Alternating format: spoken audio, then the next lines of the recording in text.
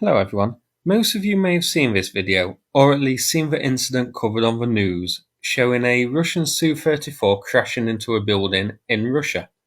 Now, before we get into the geolocation, I just want to say that this is becoming a bit of a trend now. In the past few weeks we've seen a number of Russian aircraft crashes.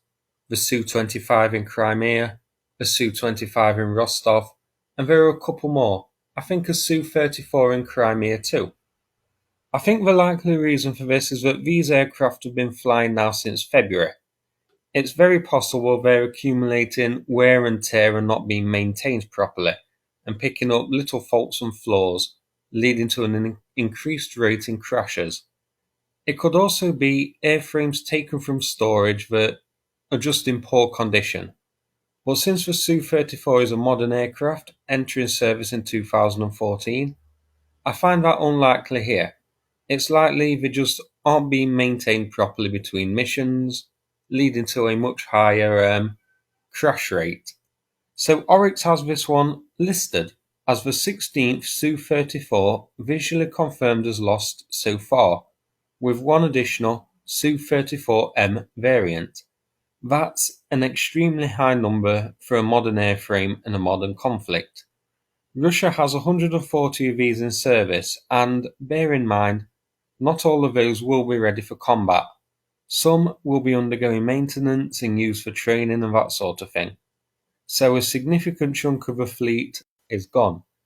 Part of that could be the reason which we saw yesterday, MiG-29s being removed from storage to cover the losses of other, more modern airframes.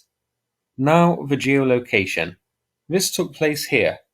The crash site marked on the map. Zoomed out, we can see this is near a Russian city called Yeysk. We can also see the airport to the left. This is a mixed civilian and military airport, home to the 959th Bomber Regiment, which used to have Su-24s and L-39s, which were switched to Su-34s earlier on during the war.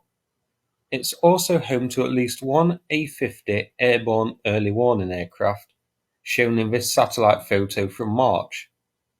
Seen here, you can see the base is just under 50 kilometers from Ukraine, so aircraft here would provide cover and carry out operations all along the southern front of Ukraine. So losing a Su-34 in an accident like this is a pretty big deal. These are, like I mentioned, very modern aircraft. They're one of the best ones which Russia has got.